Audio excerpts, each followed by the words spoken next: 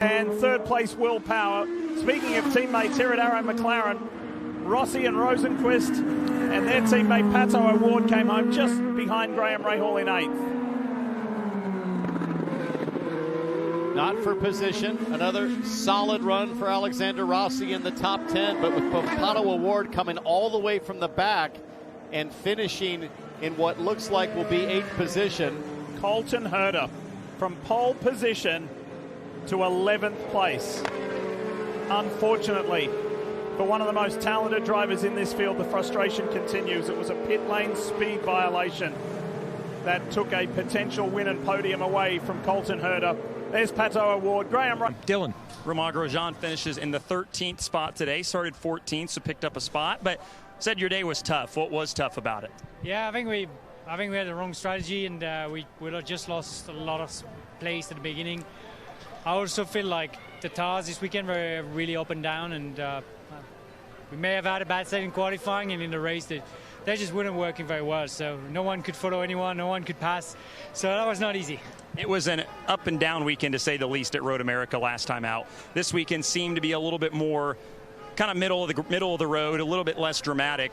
What positives can you take from a day like today? Yeah, I think we executed what we had, and we just need to find a bit more pace. I think we know where to look with the car, so we're going to come back stronger. All right, encouraging words from Romain Grosjean. Positions gained from 25th to 8th. Let's hear from him. He looks like he's put in a full day of work at the office, and a hard-charging performance, no doubt about that. So I know that there's strategy involved always, Pato, when you have to come from that deep in the field. But I think your race car was pretty strong, too, to allow you to pass some race cars. Is that accurate? Absolutely. I was comfortable in it. I was happy in it. And we didn't have help from anybody. No yellows, no lappers, no nothing. And I kind of saw that the leaders were struggling with the lappers a little bit. Like, dude, it's not your day. Get out of the way. That has to be looked at from IndyCar. Like, they're just screwing everybody else's day. But I'm happy with our result, considering that we truly have to fight for every single position. We passed almost every single car on track, so there wasn't one lap that went through and we weren't pushing to the absolute maximum. So yeah, pleased with that, and congratulations to Alex. How tough of a day is that on a track where the limit is very fine of going over the edge, when you have to push that hard for the full 80-lap distance? I had a few moments. I'm gonna have myself a nice big old burger tonight. Just a burger? With like some French fries, maybe some ice cream, chocolate ice cream, yeah. All right, you've earned it. Good run. Pato O'Ward, 8th from 25th today at Mid-Ohio. Graham Rahal also had a really good run. Started second, finished 7th, but I'm wondering what the feeling is at this point, because there could have been so much more available with the 2 pit stop issues. Yeah, I think, it's we win as a team, we lose as a team. Obviously, I thought the fifth third bank car should have been further forward today. But it's a quick reminder, we got to be better in every phase of the program. And we raised $4,000 for Turns for Troops as United Rentals today. We're going to continue to give back and help our veterans. That's always a positive. But yeah, I mean, I'm disappointed. That's a fact. It's gonna sting to think about it over the next couple of weeks. But we just got to continue to improve in every aspect of the game. And that is what it is. So we'll put our heads down, we'll enjoy the 4th here, and we'll come back at Toronto. You'd love to have a better result, one that you were certainly capable of today. But the other side of that, though, is what's been the progress here recently? How much further ahead are you than you were, say, through the issues in May? Yeah, I mean, this is, it's solid. I mean, the GP in May, we were pretty good, too. So, this is definitely a solid response for us as a team. But we're going to keep putting our heads down. As I said today was a quick reminder that, not only do we need to be better, with performance and qualifying and everything else, but in every phase, and that includes myself. So just got to all put our heads down and continue to improve. When you want to compete with Palou and guys like that are clicking in every aspect of the game, it takes a lot, and we certainly have got work to do. Thank you, Graham. Dylan. Romain Grosjean finishes. Yeah, really nice finish for Malukas and the Dale Coyne Racing Team. 6th today. That's their first top 10 since Texas, all the way at the back of the 2nd race of the year. So I know there was some optimism heading into this weekend. how rewarding is it that the optimism and the hard work that you guys have put in over the last few weeks has paid off here with a good finish? It feels very good. You know, it's the first time in quite some time I've actually seen the crew smiling again. So, man, we needed that so much, and that was, I'd say, a near perfect race for us. To come from 12th to 6th with every single guy in front of us being so fast, it was perfect. We timed everything with strategy, and, man, it was by far our best race of this season, and it feels good. We went to Road America, we found pace, and unfortunately, you know, we had some mechanical issues, and going into this weekend, we had fingers crossed. We managed to break the fast 12 first time this season. I was like, okay, please, everything just stay together and let's just get this race done. And we didn't just get it done, but we did it perfectly. You had a strong run here last year, a top 10. You have another one here this weekend, obviously, at a track that is deemed to be pretty tricky, pretty hard to get a hold of sometimes. What about the setup that you guys have or the way you drive this racetrack works for you so well here? You know, I went through the ladder series, so I've been at this track in every sort of car leading up to IndyCar, and it has always been one of my favorites. And you know, growing up, I always raced against Kyle here, and he was known as a legend, so I was able to always drive 110% with him and try to perfect it, and that with a very good car that Dale Coyne has given me, it all worked out together. And also, thank you to Prude. I just joined the Prude group chat, whatever it may be, and I think that was the lucky charm I needed. All right, so understand there was some hard racing with you and Benjamin Peterson out there on the racetrack. What can you say about that? Yeah, well, I said what I said on the radio. I mean, he was just blocking. I mean, he's probably trying to block for Ferrucci, but if I was ever put in that position, I would never do that. I mean, all you're doing is just making enemies. He's definitely made an enemy for me. I mean, you're just trying to ruin everybody's races for no reason. So, yeah, I just don't think that's the way you should drive. Thank you, David. Nice run for the Dale Coyne Group, 6th today for Malukas. Another, Dylan. Scott McLaughlin comes home in the top 5 today. So I want to start first. Understand, did you go down and have a chat with Benjamin Peterson? Was there anything said there about anything on the racetrack? Yeah, he's just said that he's not going to make any friends if he holds people up. You know, he's not even in our race. I get he's at a race of his own, but anyway, it is what it is. But Goodranch's Chevy was really good. You know, I'm really happy with it. We lost 3 or 4 seconds in that exchange because of the 55. But yeah, it is what it is. You know, it's good we'll take in the series, and you know, if I'm a lap down and 55's behind me, who knows what I'm going to do. Your race, there's so many different strategies going on with the tires. It seemed like everybody's tires were working differently based on, you know, whatever compound they were on. So what's that like when you're getting all that information? You're trying to balance saving fuel, saving tires, and just keeping cars behind you. Yeah, look, it's the second stint on reds when everyone's on blacks and stuff. That was a lot of fun. You know, I was babying the reds and really bringing them up nicely, and managed to really haul on Graham and put a lot of pressure on him and his crew. And obviously they had a mistake there in the pits, so we were able to jump them. So.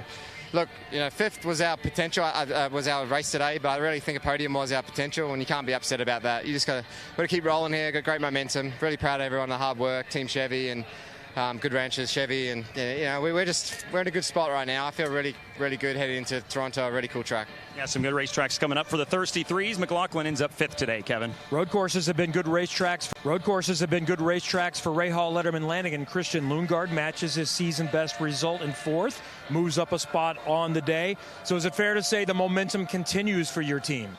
I mean, I would say so. Just looking at the people that we are around on track, and we're still making progress and moving forward in the race. I think that just shows the progression that we're making, and we're there. Graham was on the front row. I was 5th starting the race. So considering where we were last year here, none of our cars transferred into Q2. So the RLL team is making progress. We're making progress. And we were talking about this morning a little bit. You've been pretty good on the road courses. We're going to learn some things in a couple of weeks at Toronto. What's your level of optimism there? Last year, we made progress at Toronto. I think that's where we started moving forward as a team.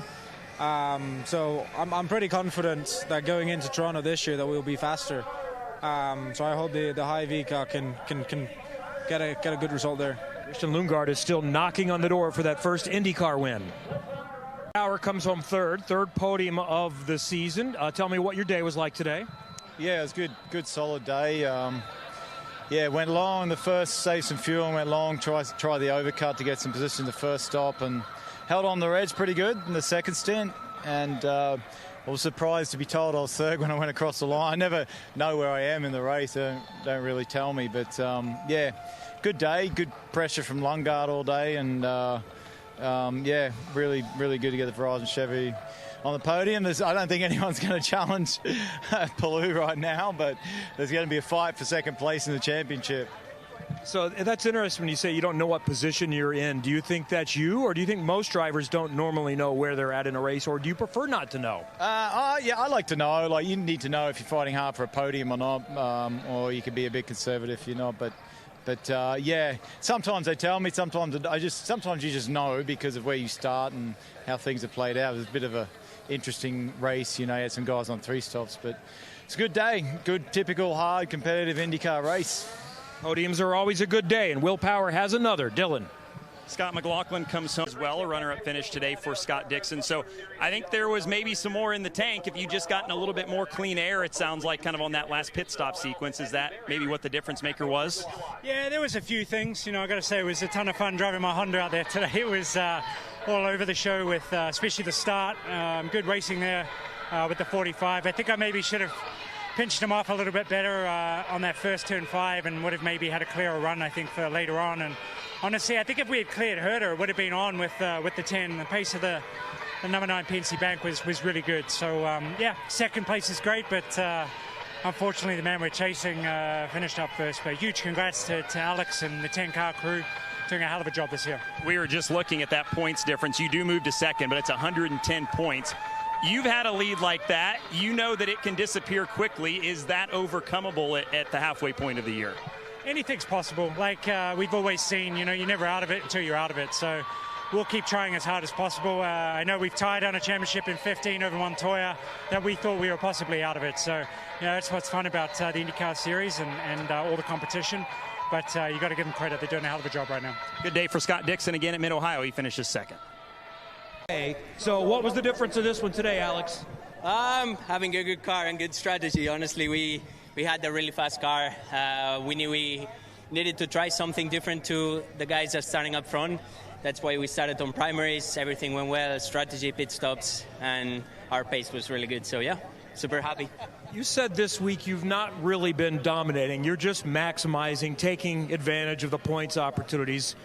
Would you rephrase that? Would you rethink that? Are you really not dominating this championship right now? I think maybe we're starting to, but honestly, no, we're not.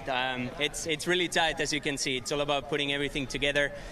We've been able to do this quite often this year, and hopefully we can keep it going. But yeah, honestly, we've not been the fastest on all practices or qualifying, just on the race. So yeah, that's what it matters. The last 5 races, nobody's been better than you. You probably could have, should have won the Indy 500. Have you ever had any kind of run like this at any time in anything in your life? Yeah, probably on the simulator on iRacing. But yeah, part of that, no. This is the best moment of my career so far.